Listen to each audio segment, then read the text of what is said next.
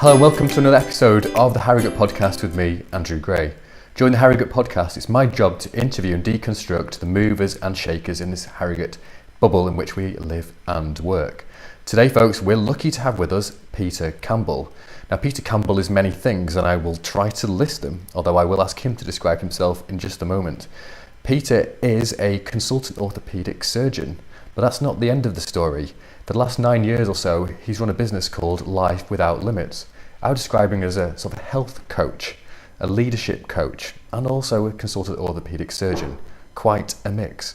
Peter, thank you very much for joining us. How are you? I'm very well, Andrew, and thank you for inviting me. My pleasure. You always look really healthy, annoyingly healthy, I'd say. It's a good job this is more like radio than it is TV. Now, I've given it a go of trying to describe what it is you do, who you are. I haven't nailed it. Can you describe what you do for our listeners?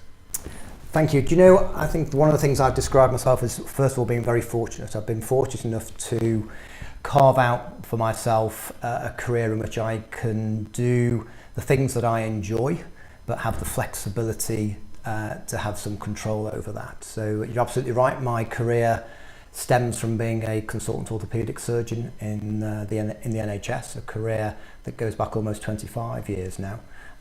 And during that time as clinical director, being exposed to some leadership positions, I experienced firsthand the challenges of leadership and benefited hugely from some personal coaching through that time, which led to a real passion for me to become a coach. So I did my coaching qualifications, was able to do some executive leadership coaching, and was thoroughly enjoying that and continue to enjoy that part of my career. As you've alluded to, over the last decade, through some personal health challenges, I've been able to evolve my career so that I am much more now passionate about not just orthopaedic surgery, but also lifestyle medicine and the benefits that we all can have from understanding how lifestyle impacts on our health and what we can do to optimize our health over time. Now, I had the pleasure of training medics to be medical legal experts, and I've instructed over the years thousands of doctors to give me reports on my sort of clients' injuries and so on. But I can't remember ever meeting a consultant orthopaedic surgeon who leaves the NHS and becomes a health type coach. Now, could you explain to our listeners how you really made that leap? Because you left the NHS 2.5 years ago or so, I think. I think you still do some private work, but that's sure, you touched upon the leadership coaching that you've experienced yourself, but it seems like you needed much more of a road to Damascus experience, a moment where the penny dropped and you said, well, there's a bit more to this medicine malarkey than, just x-rays and the like. You're absolutely right, Andrew, and I think that for a lot of people like myself, it's your own personal experience that really counts. So whilst I thoroughly enjoyed the coaching element of my career and enjoyed helping people on a one-to-one basis, my personal experience of some health challenges over the last 10 years was that traditional healthcare, traditional medicine really didn't seem to be helping me. And it was that experience that led me to explore more natural, complementary lifestyle approaches to improving my health. And my health was changed dramatically by taking some very simple steps and taking those steps and incorporating them to my daily lifestyle and making them into daily habits. And what struck me was how I could go through 5 years at medical school, go through 5 years of surgical training, and nearly 25 years of being a consultant, and not be exposed to some of the fantastic benefits that lifestyle can have to our general health. And I became quite passionate about trying to share that message with other people.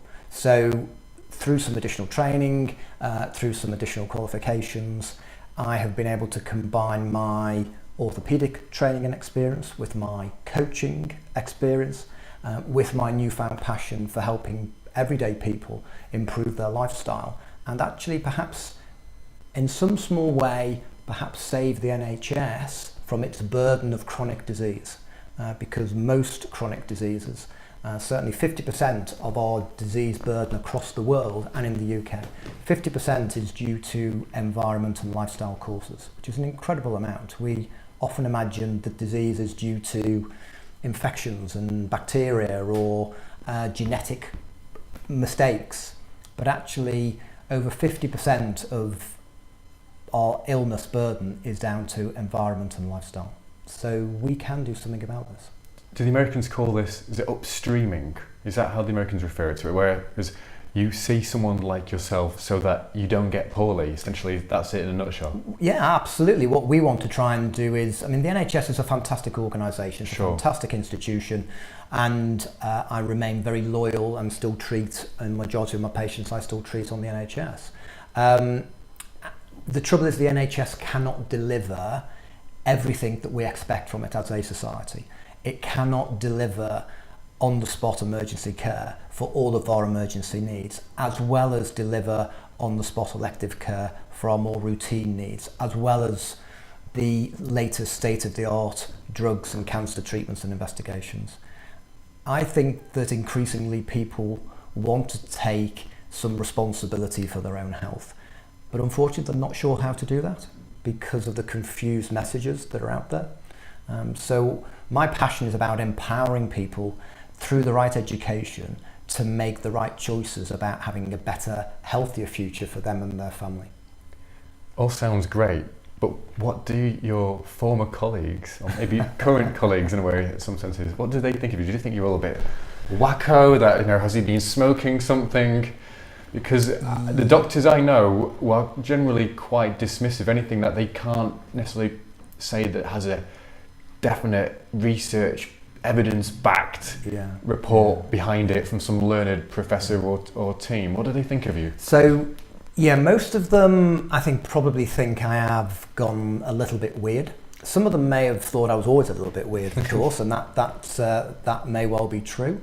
Interestingly, some of the conversations I've had, that actually some of my colleagues are more open-minded than you might think.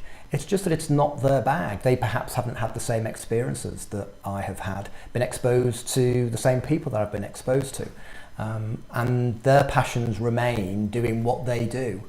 For me, I got to the point where I needed something else other than replacing hips and knees, which I love doing, don't get me wrong. And those joint replacement surgery is a very rewarding operation for me as the surgeon and for the patients, and I love doing that.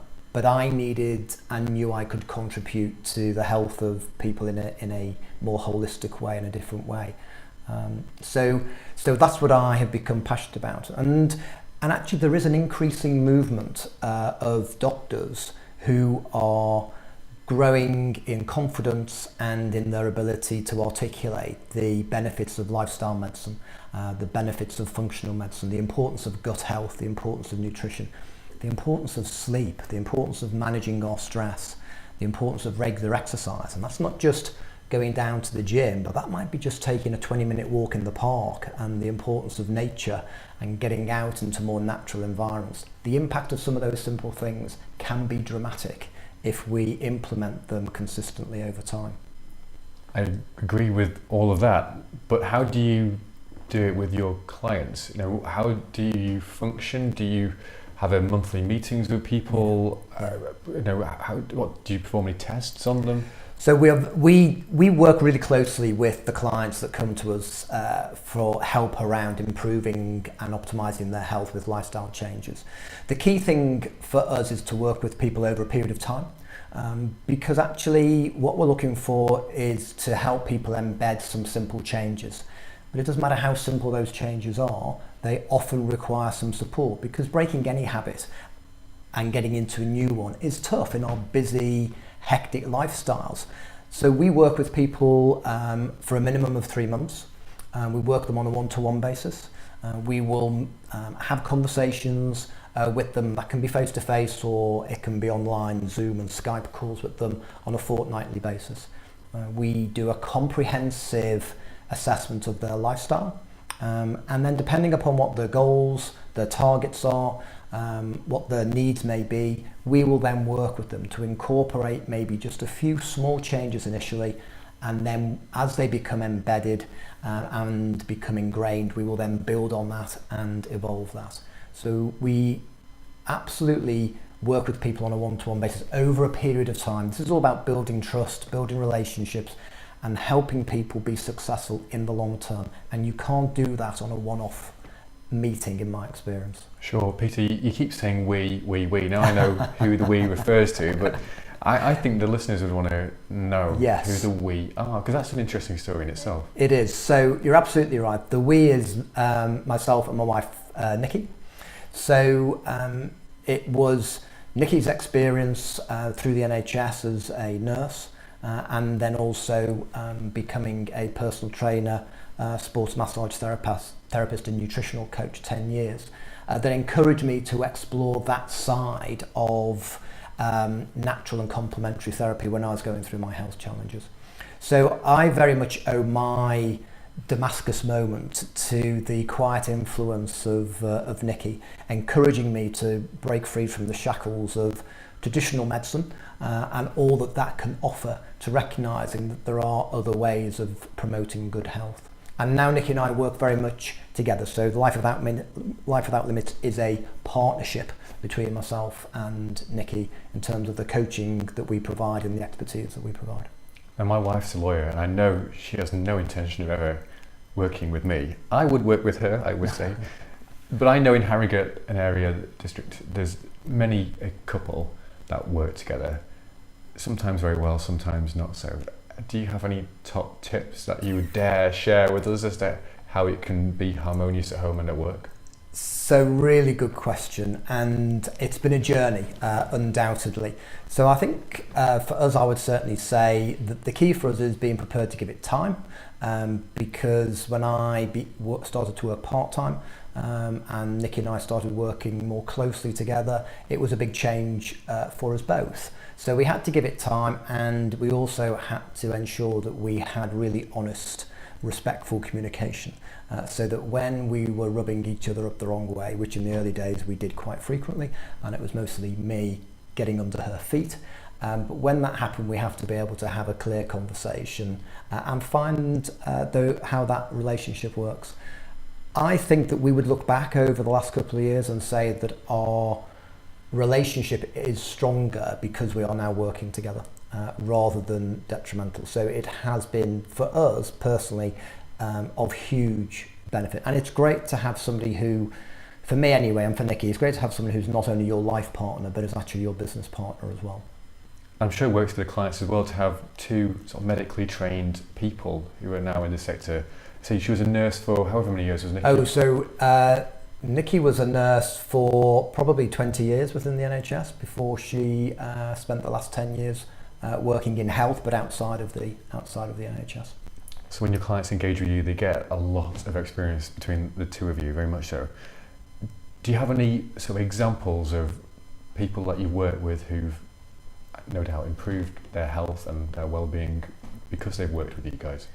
So we've got, and obviously confidentiality aside, we have been fortunate to work with a number of people over the last couple of years, and we have people ranging from chief executives to single sole traders who may be working as business coaches, for example, or business owners of small to medium businesses. And what we're finding is that these people they understand the value of good health. They are professionals, they understand some of the basics around good health, but they are so busy that they don't have time to implement the things that they know.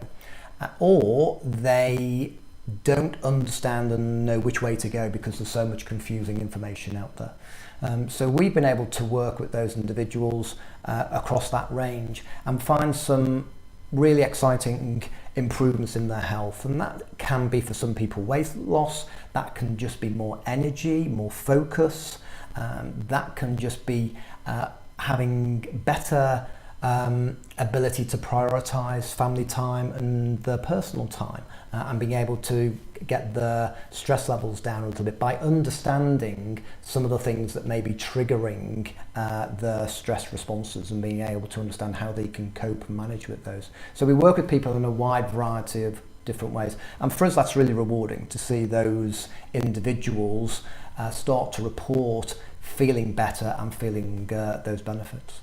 I should declare to our listeners that we know each other because I suppose I'm one of your clients in a sense, in a sort of loose way, and I've had some health challenges and I needed a boost.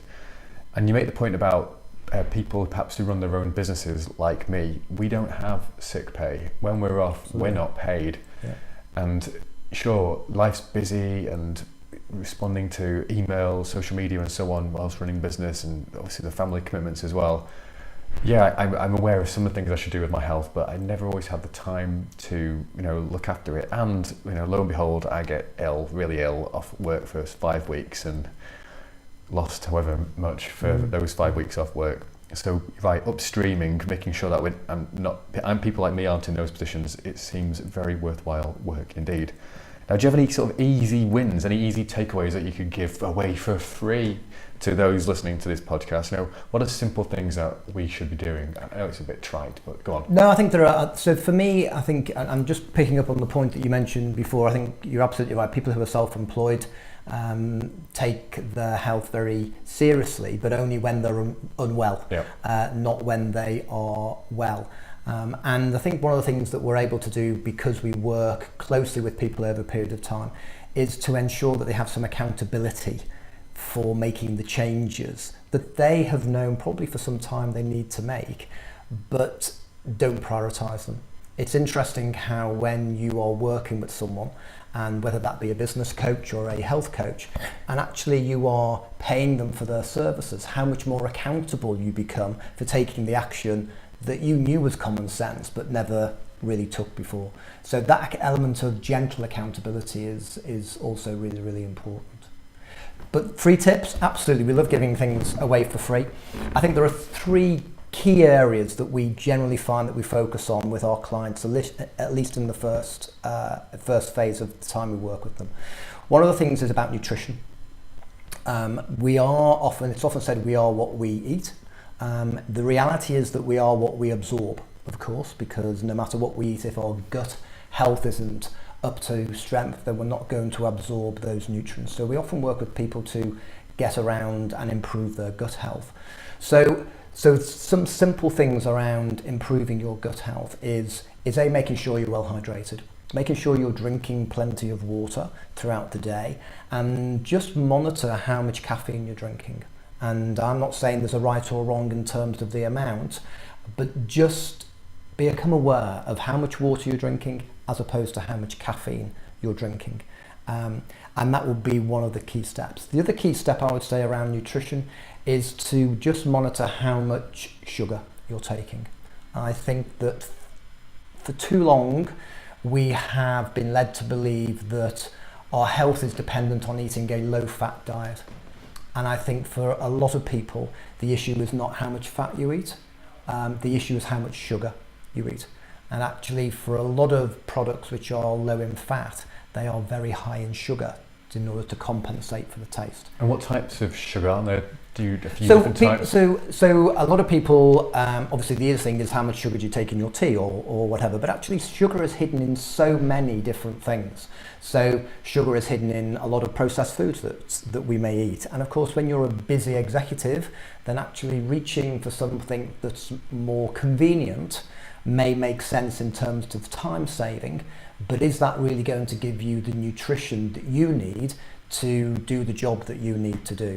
So just being mindful of the hidden sugars, but also mindful of, how many times are you reaching for a packet of crisps? How many times are you reaching for bars of chocolate? How much potato, bread, rice and pasta are you eating during the week? I'm not saying that those things are harmful, but there is a balance. And actually, absolutely eating more vegetables is really, really key. So think about the hidden sugars, drink plenty of water, and just be aware of how much caffeine you're taking. I'm conscious I've had no water in this last hour that we've been chatting. And I'm halfway down my glass. You are. I've only had 1 cup of tea today, and I think maybe you're perhaps had more than me. I didn't tell you I was going to ask you this question, but I'll throw it to you anyway. That's fine. Fire away. What do you make of sort of the gluten-free diets? Are more people gluten intolerant than there was in the past? If so, why? Is it just one of those new fads like reducing your fat, so on? What's your take on the gluten question? My take on that, and you're absolutely right. There is an increasing awareness of gluten intolerance. And my experience is that there are increasing numbers of people who are expressing that gluten does upset them in some way. And I think there's a number of reasons for that. I think one of the reasons is that as a society we are over-reliant on processed foods, and there's often gluten within that processed food content that we may not be aware of. But actually what's really interesting, if you look at the history of wheat in this country and across the world, is that wheat has changed significantly over the last couple of 100 years. So the type of wheats that we grow now have significantly higher gluten concentrations than they did 200-300 years ago. So not only are we getting more gluten inadvertently in our diet, but there's more gluten in the wheat that we're eating. And gluten is a difficult substance for our bodies to metabolize. And I think that if we are overwhelming our gut with a product which it finds difficult to metabolize and to deal with, then that inevitably will cause issues, particularly around inflammation, low-level inflammation. And I think what most people are experiencing is low-level inflammation of the digestive system and the impact that then has throughout their body. So I think there are a number of reasons why gluten intolerance has changed. I think it's more prevalent in processed food, but actually the gluten content of wheat itself has actually changed significantly over the last few generations. You dealt with that one expertly, as I thought you would.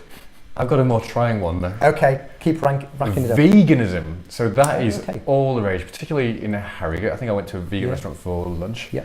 A joke I heard about vegans, and I'll say it because it's not a rude one, is how do you know when you've met a vegan? It's because they've already told you 3 times. Now, you're not laughing at that joke, it wasn't my best joke, but veganism I'm being politically correct. You are being politically correct. Now, I have personally a lot of friends who are moving to veganism, or was it free, whatever it is, the halfway house or whatever. Surely humans have eaten meat for all our 80,000 years or so. What's your take on veganism, if I can put you on the spot? So I absolutely respect the decision that any individual would want to take as to how they fuel their body, based on their beliefs, based on their ethics, based on their personal values, and I absolutely respect that. And I know that a lot of vegans have very strong views, and understandably so, about animal welfare and how animals are looked after across the farming, and whether we're doing enough to be able to protect the welfare of animals, and I absolutely get that and understand that. There is some debate, and I certainly don't have the answer, but there is some debate around whether veganism is healthy in the longer term, and I think we need to be open-minded about that. I think veganism is becoming more popular for a number of different reasons, and I think we just need to be careful that we don't mix ethical beliefs, which are absolutely valid, with the inherent nutrition that our bodies have needed for millennia as humans. We need protein, we need fat, and we probably need a small amount of carbohydrate, and we get that from real food. So my message is that people need to focus on eating real food rather than packaged food, and if you are omitting a key macronutrient, such as not having meat, for example, and therefore potentially not having protein-dense foods, you have to have a strategy as to how you're going to replace that if you are a vegan.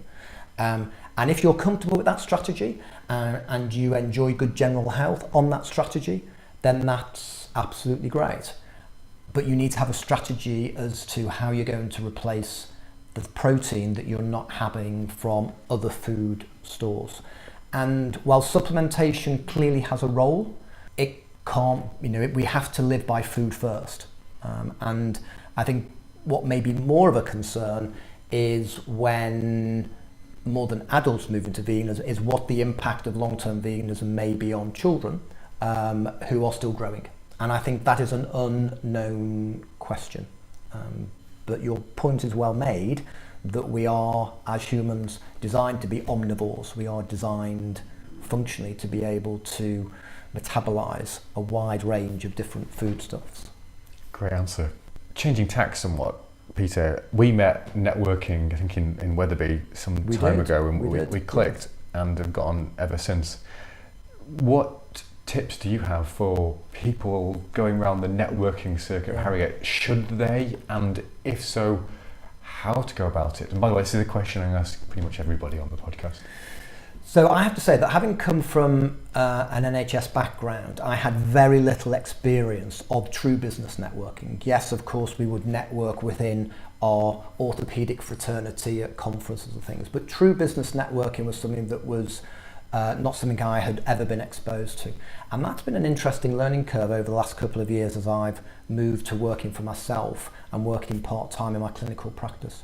And it's absolutely something that I would encourage anybody who is a business owner or running a small business to be involved in, because it has been hugely enlightening, rewarding, and an enjoyable experience for me.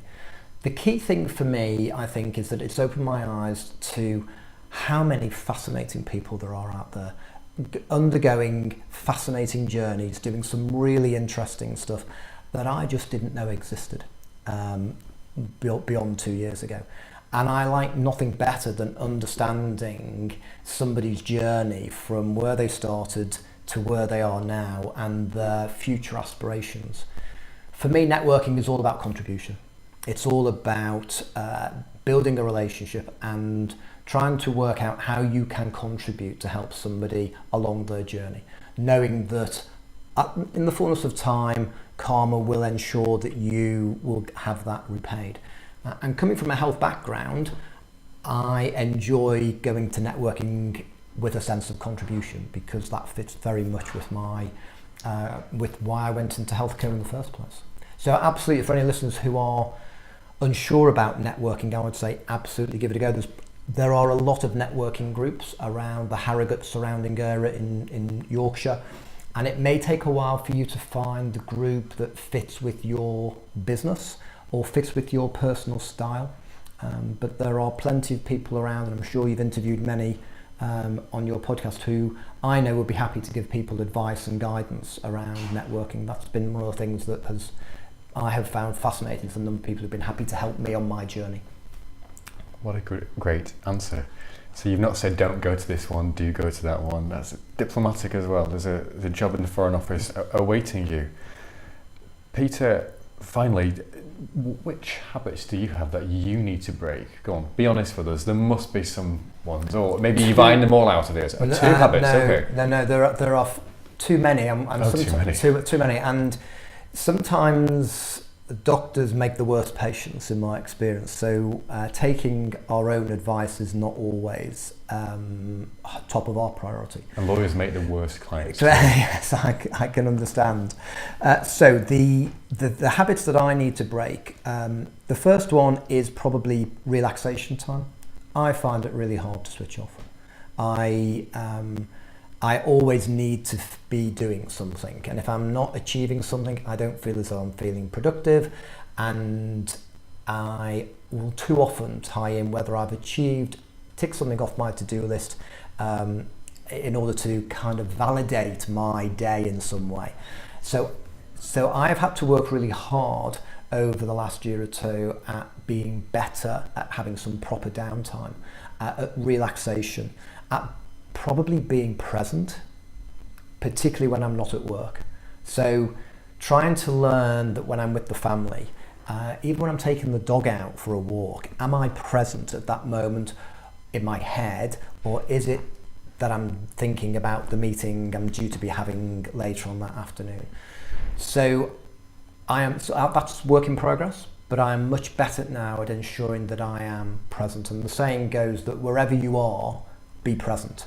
And that's the same whether you're with the kids, with your partner, or at work. And I think that can be really difficult for busy business owners, professionals who are often pulled in several different directions. The other key thing that I struggle with is that I'm a bit of a night bird. So I find my energy as I get towards 10:30, 11 o'clock in the evening. Wow. And you're the only person to be interviewed who said that everyone else is an early riser, pretty much. Well, I often find that I do need to get up early, but then I struggle because I'm not really getting enough sleep until eventually I crash. So again, one of the things that I have had to start putting in place is ensuring that I have a proper nighttime routine to get myself to bed earlier. My journey over the last 10 years has taught me that there's nothing brave, there's no bravado or ego around having 4 hours sleep when you clearly need more. And there is plenty of evidence out there to say that we need, as adults, probably a minimum of 7 hours sleep a night. Somewhere between 7 to 8 hours. And preferably at least one of those hours should be before midnight, if not more. And if we are consistently getting less than 7 hours sleep within a 24-hour period, that will have, over time, significant health consequences. So my learning and the habit I continually try to is to make sure that I have a proper nighttime routine. That means I'm winding down from electronic devices. I'm not getting wound up by reading newspapers or listening to news bulletins late at night. I have a relaxation time with the family, time with Nikki when we can quietly unwind, and for the at least half an hour, 45 minutes before we head up, that we are heading in that day. So the body knows that we're getting ready for bed and sleep, for that rest, recovery and repair. So they're the two things for me.